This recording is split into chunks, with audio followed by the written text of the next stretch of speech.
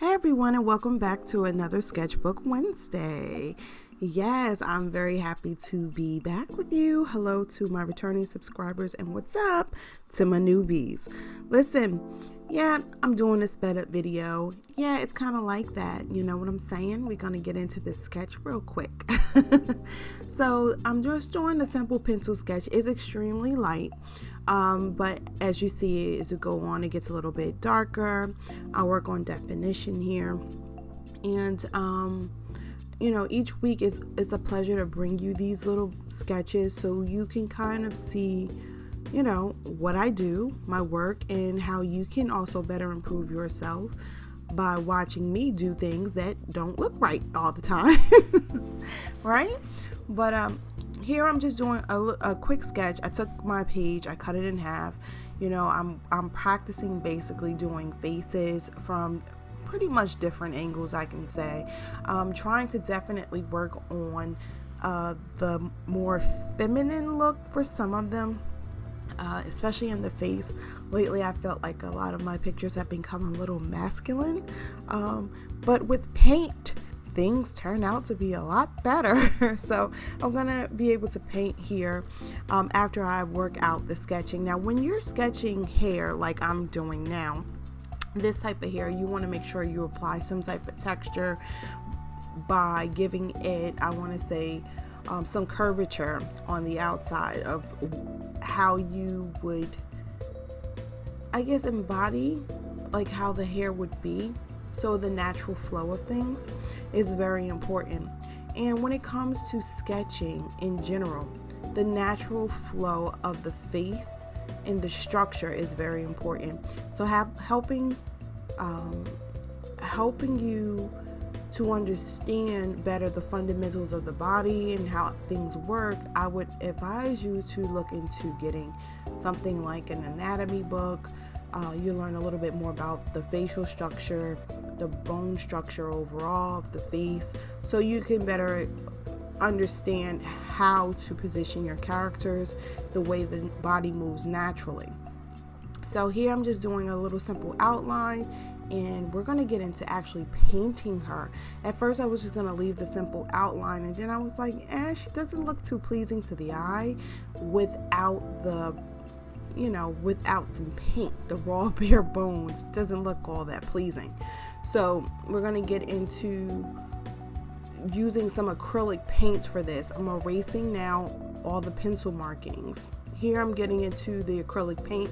Now I used some burnt umber and MarsBlack for the hair. I used those are the two colors I used on the hair. Some of the other colors that I used throughout this picture is some, primary yellow. I have titanium white. I also used a light portrait pink on the face to help me achieve some more of a natural look for the face.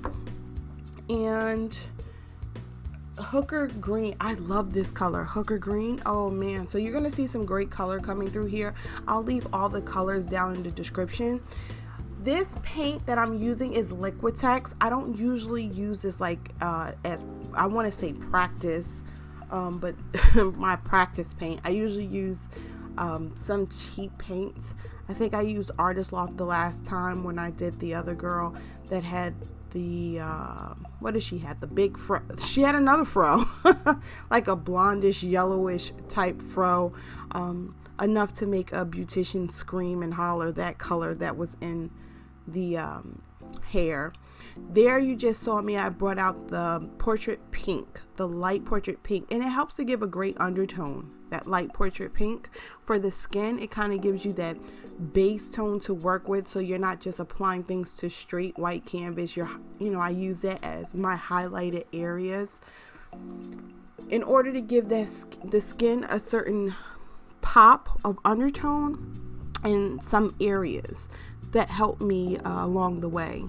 Now, one thing I want to say, when you're painting a face, if you're like me, when you paint, I paint sometimes in all different areas, so it tends to look like, what the heck is that? It looks really unorthodox. I'm all around painting different areas. The face is not even completed yet, but I like to touch different parts of the painting if at all possible. If you well, you have never seen me paint. If you follow me on Instagram, you might see part of my paintings or a portion of my paintings. Nothing I put on Instagram is totally ever completed. I'm going to start making sure I post the completed versions of those paintings when I finish them. But for now, nothing is really completed over on Instagram, but you do get to see some of my process, which I love to share some of my process. But as you can see, like now I go back to the face, but I just had to fill in some more of her skin to give me a break. And it's okay to take a break, you know. I'll keep dumping it in. I'll keep dipping in the burnt umber to the black. Some of the black is actually in there also. Not that I wanted it to be, but it was a mistake and it got caught up in there, so I just kept rolling with it. And you'll notice that happens from time to time with any artist, that you will mix up a color by mistake. But as long as you know how to recover it, especially if it's acrylic, I just kind of like take some water, kind of fade it out a little bit and go back over it heavy with another color. That's all I really do. And you'll see me now, I'm blending more and more to help blend in her face. These paintings never look appealing to me. Nothing ever really appeals to me that I do. I hope you find it pleasant, but it doesn't appeal to me at all until I go over it and over it. Not overworking it. I hope I'm not overworking things, but it takes time, it takes patience, and it takes layers. So you see me here, I'm applying multiple layers of this orange to give it that real punch of color. I chose these colors this week because my family and I went pumpkin picking, and we went on a hayride.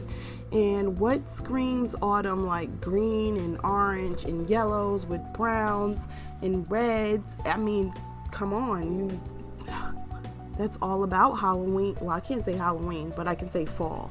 So I love these colors blended together. They look really good together, and it kind of gets me in that fall spirit.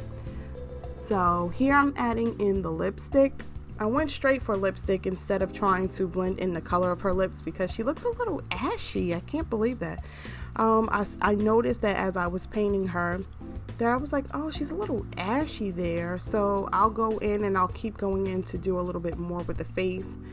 But I figured I'd give her a pop of color on her lips because that helps out a lot. So I'm adding in the eyebrows, giving her some structure to the frontal part of her face, and I guess you could say I'm keeping, trying to keep her almost as natural as possible with just natural light colors on her skin. I'm still trying to figure out for me how to not make her so ashy. Oh my goodness. She looks like she needs a bottle of lotion. But the actual person that I base this off of is on my Pinterest page. So, which I don't think she came out looking like the person. I always try to change it a little bit.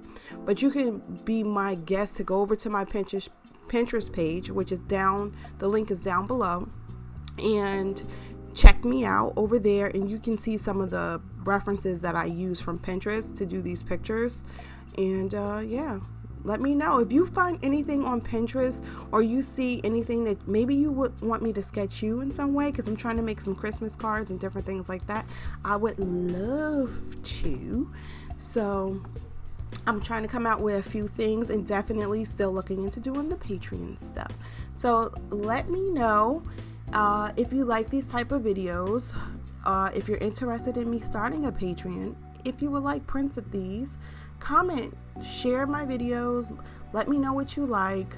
Let me know if you have any suggestions on what other things you would like me to sketch, and I would love to do that.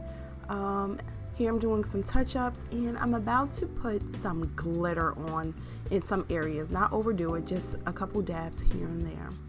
So I hope you enjoyed this video, and I shall see you all next Wednesday, or maybe before then. I will say toodles. Have a good one, all right?